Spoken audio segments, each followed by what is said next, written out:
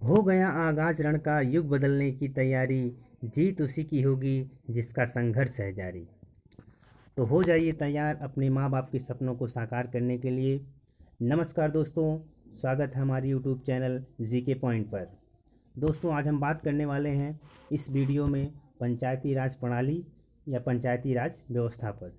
देखिए, ये टॉपिक जो है आपके लिए बहुत ही इम्पॉर्टेंट है। इम्पॉर्टेंट इसलिए हो जाता है क्योंकि ये टॉपिक आपका जो राजस्व लेखपाल के लिए जो 4 भाग में है हमारा सिलेबस। एक हमारा सामान्य ज्ञान है, यानी जो जीके का जो पोर्शन है आपका, जीके वाला जो पोर्शन है, जीके में 25 क्वेश्चन आएंगे और 25 क्वेश्चन ग्रामीण जानकारी से आएंगे। तो ग्रामीण जानकारी और जीके ये दोनों में ये टॉपिक है, तो इसलिए ये टॉपिक बहुत ही इम्पोर्टेंट हो जाता है। तो चलिए शुरुआत करते हैं आज के इस टॉपिक से, पंचायती राज व्यवस्था। अगर आप इस चैनल पर नए हैं तो इसको सब्सक्राइब कर लीजिए और बेल आइकन दबा दीजिए, क्योंकि अब इस तरह से जो भी वीडियो आएगा आपको तुरंत जानकारी आपको मिल जाएगी। और ये आपके लिए बहुत ही इम्पोर्टेंट है, क्योंकि आज से हम शुरू करने वाले हैं राजस्व लेखपाल के लिए जो इम्पोर्टेंट, जो चुनिंदा टॉपिक है जहाँ से क्वेश्चन बनते हैं, वो टॉपिक आपको छांट कर जो है लाएंगे, ताकि आपको कम समय में, यानी कम मेहनत में आपको उसका अच्छा परिणाम देखने को मिलेगा। तो चलिए शुरुआत करते हैं आज का पंचायती राज प्रणाली। तो पंचायती राज प्रणाली के बारे में हम लोग देख लेते हैं। ये स्थानीय स्वशासन के अंतर्गत आता है। तो स्थानीय स्वशासन का कभी कभी पूछ लिया जाता है कि इसके जनक कौन है। ठीक है, रिपन। तो रिपन इसके जनक है, स्थानीय स्वशासन के लॉर्ड रिपन, ये हम याद कर लेंगे। ठीक है, चलिए अब आगे बढ़ते हैं। तो स्वतंत्रता के बाद संयुक्त प्रांत उत्तर प्रदेश की पंचायतों के लिए, देखिए, उत्तर प्रदेश पंचायती राज अधिनियम 1947, उत्तर प्रदेश पंचायती राज अधिनियम 1947 पास किया गया। यानी पहले हमारा प्रदेश संयुक्त प्रांत के नाम से जाना जाता था। संयुक्त प्रांत, कभी कभी यही क्वेश्चन पूछता है। 1937 में इसको संयुक्त प्रांत के नाम से जानते थे। ठीक है, जब देश आज़ाद हुआ तो उसके बाद उत्तर प्रदेश पंचायती राज अधिनियम 1947 लाया गया और 15 अगस्त 1947 से पंचायतों की स्थापना शुरू हो गई। और 1955 में पंचायतों के दूसरे चुनाव के बाद पंचायत अदालतों का नाम क्या रख दिया गया? पंचायत अदालतों का नाम रख दिया न्याय पंचायत। तो न्याय पंचायत आपको समझ में आ गया कि न्याय पंचायत, ये पंचायतों की स्थापना के बाद जो है इसी का नाम बदल के क्या कर दिया गया? न्याय पंचायत कर दिया गया। ठीक है, और फिर उसके बाद देखते हैं क्या होता है। अब इसी को उत्तर प्रदेश क्षेत्र समिति, ठीक है, उत्तर प्रदेश क्षेत्र समिति एवं जिला परिषद अधिनियम 1961 पारित कर दिया गया। और इसको पारित करने के बाद जो है ये व्यवस्था क्या हो गई? त्रिस्तरीय व्यवस्था पारित हो गई। अब त्रिस्तरीय में देखेंगे, त्रिस्तरीय में क्या क्या है। तो त्रिस्तरीय में आपका ग्राम पंचायत है और क्षेत्र पंचायत है और जिला परिषद है। ठीक है, तो इसमें क्या क्या चीज़ें हैं इसको हम अभी आगे देखेंगे। ठीक है, इसको विस्तार से देखेंगे। यानी ये त्रिस्तरीय प्रणाली एग्जाम में पूछा जाता है। कौन सी समिति बनी थी जिसके आधार पर ये व्यवस्था लागू की गई? तो समिति का नाम है बलवंत राय मेहता। ठीक है, बलवंत राय मेहता की समिति बनी थी जिसके आधार पर त्रिस्तरीय पंचायती राज व्यवस्था लागू किया गया। ठीक है, हाँ, तो ये पूछता है 1992 में केंद्र सरकार द्वारा पंचायतों की एकरूपता लाने, समय पर चुनाव सुनिश्चित करने, आर्थिक स्थिति सुदृढ़ करने, पंचायतों को संवैधानिक दर्जा देने के उद्देश्य से। ठीक है, ये सब इसका उद्देश्य है। एकरूपता लाना, समय से चुनाव सुनिश्चित करना, ठीक है, आर्थिक स्थिति सुदृढ़ करना, पंचायतों को संवैधानिक दर्जा देने के उद्देश्य से क्या किया गया? 73वां संविधान संशोधन, ये बहुत ही इंपॉर्टेंट है। ठीक है, 73वां संविधान संशोधन करके अध्याय 9 जोड़ा गया और अनुच्छेद कौन कौन सा जोड़ा गया? अनुच्छेद 243A से 243O, ये जो है आर्टिकल जोड़े गए इसमें। ये बहुत ही इंपॉर्टेंट है, इसको याद कर लेंगे, पूछा जाएगा पंचायती राज व्यवस्था किस संविधान संशोधन के तहत लाई गई? तो 73वां संविधान संशोधन के तहत ये व्यवस्था लाई गई। आर्टिकल 243A से 243O तक इसमें व्यवस्था की गई है। फिर देख लेते हैं और क्या क्या है। 73वां संविधान संशोधन, आप लोग एक कलम और नोट पैड लेकर बैठ जाइए, जहाँ इंपॉर्टेंट है आप उसको जो है लिखते चलिए, ताकि एग्ज़ाम जब आए तो रिवीजन करने में आपको आसानी हो जाए। 73वां संविधान संशोधन के अनुक्रम में उत्तर प्रदेश पंचायत विधि संशोधन विधेयक 1994 पारित किया गया है। ठीक है, ये कब पारित किया गया? ये पारित किया गया 22 अप्रैल 1994 से। 22 अप्रैल 1994 से प्रदेश में प्रवृत्त हुआ, इसका मतलब प्रभावी हुआ। ठीक है, और इसमें क्या क्या है? पंचायतों के संगठन संरचना, SC ST OBC एवं महिला आरक्षण सुनिश्चित। ठीक है, महिला आरक्षण के बारे में इसमें कहा गया। और निश्चित कार्यकाल हो गया, निश्चित कार्यकाल, निर्वाचन एवं वित्त आयोग की स्थापना। ठीक है, ये किया गया। और पंचायतों के कृत शक्तियों एवं उत्तरदायित्व आदि के संबंध में व्यापक व्यवस्था की गई। तो ये कब लागू हुआ था? अभी यहाँ पर दिया था 22 अप्रैल 1994 में ये प्रवृत्ति यानी जो है प्रभावी हुआ। ठीक है, अब इसके अंतर्गत देखेंगे और क्या क्या है। पंचायतों को स्वशासन की इकाई के रूप में सक्षम बनाने व आर्थिक रूप से सुदृढ़ करने के लिए संविधान की 11वीं अनुसूची। ठीक है, कौन सी अनुसूची? 11वीं अनुसूची में उल्लेखित विभाग से 16 कार्य पंचायतों को हस्तांतरित किए गए। ठीक है, यानी ये 11वीं अनुसूची जोड़ी गई और इसमें कितने विषय हैं ये पूछा जाता है। तो विषय हम लोग याद कर लेंगे। पंचायतों के लिए कितने विषय हैं? 29 विषय हैं इसमें दिया गया है। ठीक, यानी 11वीं अनुसूची में 29 विषय हैं, इसको हम याद कर लेंगे, ये कभी कभी पूछ दिया जाता है। आगे बढ़ते हैं।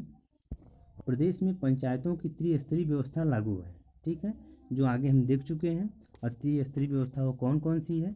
देखिए, पहला कौन सा है? जिला पंचायत। अब देख लेते हैं जिला पंचायत में क्या क्या चीज़ें हैं। ठीक है, तो जिला पंचायत है त्रिस्तरीय व्यवस्था में सबसे क्या है? सबसे ऊपर है। ठीक है, ये जो है त्रिस्तरीय में शीर्ष पर जिला पंचायत होता है। देख लीजिए यहाँ पे, जिसके अध्यक्ष एवं उपाध्यक्ष का चुनाव जिला पंचायत के सदस्यों द्वारा किया जाता है।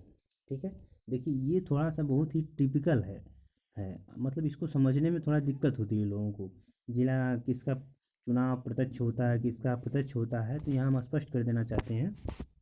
देखिए यहाँ दिया जिसके अध्यक्ष जो होता है। ठीक है, जिला पंचायत का अध्यक्ष एवं उपाध्यक्ष का चुनाव जिला पंचायत के सदस्यों के द्वारा किया जाता है। ठीक है, न कि जो है किसके द्वारा? नागरिकों के द्वारा किया जाता है। यानी वयस्क मताधिकार के आधार पर ये नहीं होता है। ये कैसे होता है? जिला पंचायत के सदस्यों के द्वारा। अब जिला पंचायत सदस्य कौन होते हैं? जो हम लोग देखे होंगे जिला पंचायत सदस्य, जिनको महाप्रधान कहते हैं। ठीक है, गांव में जिसको हम लोग महाप्रधान कहते हैं, वही जिला पंचायत के सदस्य होते हैं। तो जिला पंचायत के सदस्य क्या करते हैं? जिला अध्यक्ष के चुनाव में वोटिंग करते हैं। इनका है, इसका मतलब ये हुआ कि जिला अध्यक्ष क्या इनका चुनाव कैसा होता है? अप्रत्यक्ष होता है। ठीक है, इनडायरेक्ट। ये हम लोग याद कर लेंगे कि जिला अध्यक्ष का चुनाव क्या होता है? इनडायरेक्ट यानी अप्रत्यक्ष होता है। ठीक है, और इसके विरुद्ध अविश्वास प्रस्ताव चुने जाने से 1 वर्ष के भीतर नहीं लाया जा सकता। यानी जब इनका चुनाव हो जाएगा 1 वर्ष के भीतर, इसका मतलब 1 साल जब तक नहीं होगा तब तक इनके विरुद्ध जो है अविश्वास प्रस्ताव नहीं लाया जा सकता है। जिला पंचायत के सदस्यों का चुनाव। अब देखिए, जिला पंचायत के सदस्यों का चुनाव क्षेत्र की वयस्क जनता द्वारा किया जाता है। इसका मतलब क्या हुआ? जिला पंचायत के सदस्य, ठीक है, इनका चुनाव कैसे होगा? देखिए, इनका चुनाव स्पष्ट कर दिया है कि वयस्क जनता द्वारा होता है। ठीक है, जिला पंचायत सदस्य यानी जिला पंचायत अध्यक्ष का चुनाव अप्रत्यक्ष, जिला पंचायत सदस्य के चुनाव प्रत्यक्ष यानी जनता द्वारा होता है। तो ये जो है याद कर लीजिएगा। ठीक है, इसको एक जगह नोट कर लीजिए, कभी कभी कन्फ्यूजन हो जाता है। और जिला पंचायत का सचिव जिसे देखिए, जिला पंचायत का सचिव जो होता है वो क्या होता है? जिसे हम लोग क्या कहते हैं? जिसे जिले का मुख्य विकास अधिकारी या पंचायती राज अधिकारी होता है। ठीक है, यानी जिला पंचायत का जो सचिव होता है वो पंचायती राज अधिकारी के नाम से जाना जाता है। ये जो है क्या है? ये उससे जाते हैं PCS से जाते हैं। जिला पंचायत अपने सदस्यों में से 6 प्रकार की समितियां बनाती है।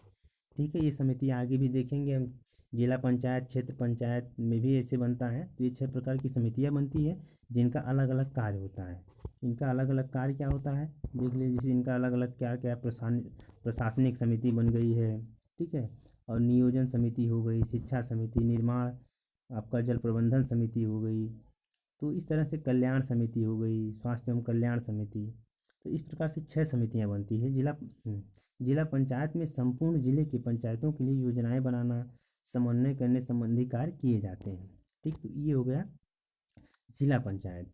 तो जिला पंचायत में हम लोग ध्यान रखेंगे कि जिला पंचायत में जिला अध्यक्ष जो होता है, जिला अध्यक्ष ये कैसे होता है, अप्रत्यक्ष रूप से चुना जाता है, लेकिन जिला पंचायत सदस्य क्या होते हैं, प्रत्यक्ष रूप से चुने जाते हैं। तो आगे हम लोग बढ़ते हैं, आगे हमारा है क्षेत्र पंचायत। ठीक है, क्षेत्र पंचायत में देख लेते हैं क्या होता है। त्रिस्तरीय व्यवस्था में द्वितीय स्तर पर क्षेत्र पंचायत होती है। ठीक है, यानी दूसरे नंबर पे क्या होता है, क्षेत्र पंचायत में। और पहला पे हम लोग क्या पढ़े हैं, जिला पंचायत। प्रत्येक क्षेत्र पंचायत में एक क्या होता है, प्रमुख होता है, एक उप प्रमुख होता है। ठीक है, जैसे जिला में भी प्रमुख होता था, जिला अध्यक्ष होता था, और इसमें भी क्या होता है, एक प्रमुख और एक उप प्रमुख होता है। प्रदेश का चुनाव ग्राम सभा द्वारा चुने गए क्षेत्र पंचायत के सदस्यों द्वारा होता है। देखिए यहाँ पर क्या कहा गया है, यहाँ पर ये कहा गया है प्रमुख का चुनाव होता है, यानी क्षेत्र पंचायत का जो प्रमुख होता है उसका चुनाव कैसे होता है, देखिए उसका चुनाव होता है ग्राम सभा द्वारा चुने गए क्षेत्र पंचायत के सदस्यों से। इसका मतलब ये हो गया कि इनका भी चुनाव क्या हो रहा है, अप्रत्यक्ष हो रहा है। क्यों अप्रत्यक्ष हो रहा है, क्योंकि ग्राम सभा द्वारा चुने गए क्षेत्र पंचायत के सदस्यों द्वारा, यानी क्षेत्र पंचायत के सदस्य जिसको हम लोग क्या करते हैं, जिसको हम लोग करते हैं बीडीसी। ठीक है, जिनको हम लोग बीडीसी कहते हैं, ये लोग इनके चुनाव में वोटिंग करते हैं। तो इनका भी चुनाव क्या हो गया, अप्रत्यक्ष हो गया। ठीक है, यानी क्षेत्र पंचायत के अध्यक्ष का चुनाव क्या होता है, अप्रत्यक्ष होता है, लेकिन क्षेत्र पंचायत के सदस्यों का चुनाव, ठीक है, क्षेत्र पंचायत के सदस्य क्या होते हैं, बीडीसी हो गए, अभी हमने बताया बीडीसी। यानी इनका चुनाव आप लोग वोट दिए भी होंगे, तो इनका चुनाव क्या होता है, प्रत्यक्ष होता है। ठीक है, तो ये याद कर लेंगे, क्षेत्र पंचायत के अध्यक्ष का चुनाव अप्रत्यक्ष और उसके सदस्यों का, क्षेत्र पंचायत के सदस्यों का चुनाव प्रत्यक्ष होता है। ठीक है, तो यही इसमें बात कही गई है। क्षेत्र पंचायत जिला पंचायत एवं ग्राम पंचायत के बीच की कड़ी होती है। ठीक है, ये याद कर लेंगे, जो क्षेत्र पंचायत है ये जिला पंचायत यानी सबसे ऊपरी पंचायत, और उसके बाद ग्राम पंचायत यानी ग्राम पंचायत सबसे निचली, इसके बीच की कड़ी क्या है, ये है क्षेत्र पंचायत है। ठीक है, और जिस तरह से उसमें हम लोग देखे थे, उसमें क्या होता था, उसमें पंचायती राज अधिकारी इसका सचिव होता था। इसमें सचिव क्या है, क्षेत्र पंचायत में सचिव क्या होता है, बीडीओ होता है। बीडीओ का मतलब क्या होता है, ब्लॉक डेवलपमेंट ऑफिसर। ठीक है, खंड विकास अधिकारी जिसको बोलते हैं, ये इसका सचिव होता है। ये भी पीसीएस से जाते हैं लोग, ये अधिकारी जो होता है सचिव होता है, ये जो है यूपी पीसीएस से जाते हैं। देखिए यहाँ भी 6 समितियाँ बनाई जाती हैं, जैसे उसमें जिला पंचायत में 6 समितियाँ बनी थी, इसमें भी इस प्रकार से 6 समितियाँ बनाई जाती हैं, जिनका काम जो है अलग अलग इनका काम होता है। देखिए अगला जो है तीसरा हमारा क्या है, सबसे निचला, ये ग्राम पंचायत है। ठीक है, ग्राम पंचायत, इसको आप लोग अच्छे से जानते होंगे क्योंकि ग्राम पंचायत में ही रहते हैं। सबसे निचले स्तर पर ग्राम पंचायत होती है। ग्राम पंचायतों का अध्यक्ष क्या होता है, प्रधान होता है। देखिए अब हम लोग उसमें क्या देखे थे, जिला पंचायत का अध्यक्ष, ठीक है, और क्षेत्र पंचायत का अध्यक्ष, इनका चुनाव क्या होता था, अप्रत्यक्ष होता था। लेकिन यहाँ पर देखिए ग्राम पंचायत के अध्यक्ष यानी प्रधान का चुनाव कैसा होता है, ये प्रत्यक्ष होता है। इस बात को हम लोग नोट कर लीजिए इस बात को। ठीक है, यानी ग्राम पंचायत का जो अध्यक्ष होता है इसका चुनाव कैसा होता है, प्रत्यक्ष होता है। ग्राम सभा जो क्या होता है, ग्राम सभा के 18 वर्ष या इससे अधिक आयु के मतदाताओं द्वारा किया जाता है चुनाव। ठीक है, ग्राम पंचायत के सदस्यों का भी चुनाव प्रत्यक्ष रूप से ही होता है, यानी ग्राम पंचायत के जो सदस्य होते हैं, ठीक है, जिसको हम लोग क्या कहते हैं, मेंबर कहते हैं, उनका भी चुनाव क्या होता है, प्रत्यक्ष रूप से होता है। ग्राम सभा द्वारा की जाती है। ठीक है, और ग्राम पंचायतों का सदस्य या प्रधान चुने जाने हेतु न्यूनतम उम्र कितनी होती है, 21 वर्ष। देखिए बहुत बार क्वेश्चन पूछा गया है। ठीक है, 21 वर्ष होना चाहिए, यानी आपको प्रधान बनने के लिए आपकी उम्र कितनी होनी चाहिए, 21 वर्ष होनी चाहिए। ग्राम पंचायतों के सदस्यों की संख्या का निर्धारण जनसंख्या के आधार पर होता है। ठीक है, यानी ग्राम पंचायत के सदस्य की जो संख्या कितनी होगी ये कैसे होता है, ये जनसंख्या के आधार पर होता है। जनसंख्या जैसे 999 अगर है, ठीक है, अगर जनसंख्या 999 है तो कितने मेंबर होंगे, 9 सदस्य होंगे। ठीक है, और 1000 से कितना 1999 होंगे तब कितने सदस्य होंगे, तब 11 सदस्य होंगे। और 2000 से 2099 अगर होंगे तब कितने सदस्य होंगे, 13 सदस्य होंगे।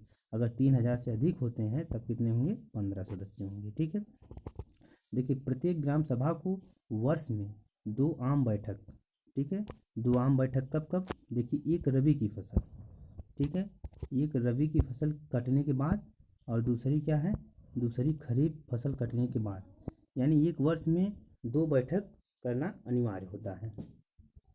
किसी ग्राम पंचायत की प्रथम बैठक, ठीक है, किसी ग्राम पंचायत की प्रथम बैठक उसके गठन के 30 दिन के भीतर होनी अनिवार्य है। इस पॉइंट को भी नोट कर लेंगे।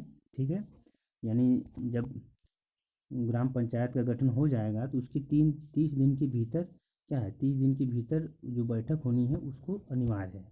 इसके बाद सामान्यतया प्रत्येक मास एक बैठक होनी चाहिए। ठीक है, जनरली जो है एक महीने में एक बार बैठक होनी चाहिए और 2 बैठकों के बीच 2 मास से यानी 2 महीने से अधिक का अंतर नहीं होना चाहिए। जैसे एक बैठक हो गई तो उसके बाद 2 महीने से अधिक का अंतर इसमें नहीं होना चाहिए। ठीक है, और किसी ग्राम प्रधान को हटाने के लिए, ठीक है, देखिए ये बहुत कम लोग जानते हैं कि ग्राम प्रधान को हटाया भी जा सकता है। ग्राम प्रधान को हटाने के लिए भी जो है प्रक्रिया दी गई है। देखिए ग्राम प्रधान को हटाने के लिए क्या प्रक्रिया है, जैसे ग्राम प्रधान बन गए, उनको हटाना है, सही काम नहीं कर रहे हैं तो क्या है, 15 दिन, ठीक है, 15 दिन पूर्व सूचना देकर, ठीक है, उनको 15 दिन पहले सूचना देकर सभा की विशेष बैठक बुलाई जाती है। ठीक है, बैठक के लिए ग्राम सभा के कम से कम कितने सदस्य होने चाहिए, 1/3। ग्राम सभा के कम से कम 1/3 सदस्यों का होना क्या है, अनिवार्य है। इस बैठक में उपस्थित और मतदान करने वाले सदस्यों के 2/3, देखिए विशेष बहुमत वाला आ गया है, 2/3 बहुमत द्वारा प्रधान को हटाया जा सकता है। ठीक है, यदि बैठक में प्रधान को हटाने संबंधी प्रस्ताव पास न हो सका तो अगर ये बैठक जो हुई उसमें प्रस्ताव अगर पारित नहीं हो पाया तो क्या होगा, ऐसे ही दूसरा प्रस्ताव बैठक की 1 वर्ष बाद ही लाया जा सकता है। यानी अब उसके बाद अगर लाना होगा अविश्वास प्रस्ताव इनके खिलाफ तो 1 साल के बाद लाया जा सकता है। ठीक है, ये हो गया क्या है, हाँ ये ग्राम पंचायत हो गया। ठीक है, इस तरह से हम लोग तीनों जिला पंचायत, क्षेत्र पंचायत और ग्राम पंचायत के बारे में पढ़ लिए। अब देखते हैं कुछ महत्वपूर्ण तथ्य जो एग्जाम में कई बार पूछे जाते हैं। ठीक है, तो देख लेते हैं पंचायती राज प्रणाली को संवैधानिक दर्जा कब मिला। ठीक है, देखिए बहुत ही इंपॉर्टेंट है, 73वें संविधान संशोधन 1992 में, याद कर लेंगे संवैधानिक दर्जा कब मिला, तो 73वां संविधान संशोधन 1992 में। पंचायतों की महिलाओं को 1/3 आरक्षण का प्रावधान है, हम उसमें बताए थे आर्टिकल कितना से कितना तक है, तो उसमें भी किसमें है, जो महिलाओं के लिए आरक्षण है तो आर्टिकल यानी अनुच्छेद 243 घ 3 घ मतलब क्या हो गया, डी हो गया। ठीक है, हाँ 243 घ या डी में महिलाओं के लिए 1/3 आरक्षण का प्रावधान किया गया है। पंचायती राज व्यवस्था से, देखिए पंचायती राज व्यवस्था प्रभाव में आई, यानी कब आया पंचायती राज व्यवस्था प्रभाव में, तो देखिए ये बहुत ही इंपॉर्टेंट है, 24 अप्रैल 1993 में। देखिए 24 अप्रैल को ही इसीलिए क्या मनाया जाता है, पंचायती राज दिवस भी मनाया जाता है। अगला देखते हैं पंचायती राज व्यवस्था से संबंधित अनुच्छेद हैं, तो अनुच्छेद हम बताए थे उसमें, अनुच्छेद 243 से 243 और तक दिया गया है। ठीक है, ये हिंदी में दिया गया है, कहीं कहीं अंग्रेजी में भी दिया रहता है, ओ तक है, अगर अंग्रेजी में करेंगे तो ओ तक। ठीक है, 2 अक्टूबर 1959 को पंडित जवाहरलाल नेहरू द्वारा पंचायती राज व्यवस्था का उद्घाटन किया गया। देखिए ये क्वेश्चन पता नहीं कितनी बार जो है एग्ज़ाम में बने होंगे, बहुत बार एग्ज़ाम में ये क्वेश्चन बार बार पूछे जाते हैं। ठीक है, तो नागौर राजस्थान में। ठीक, पहला जो है पंचायती राज व्यवस्था कहाँ पर लागू की, नागौर राजस्थान में, और दूसरा अगर बात किया जाए तो यूपी यानी आंध्र प्रदेश। ठीक है, दूसरा आंध्र प्रदेश में लागू हुआ था।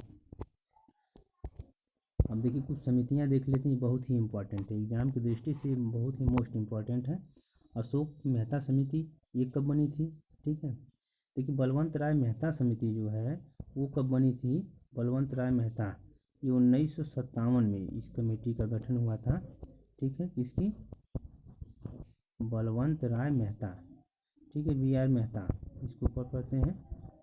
हाँ, इसका जो है गठन हुआ था 1947 में।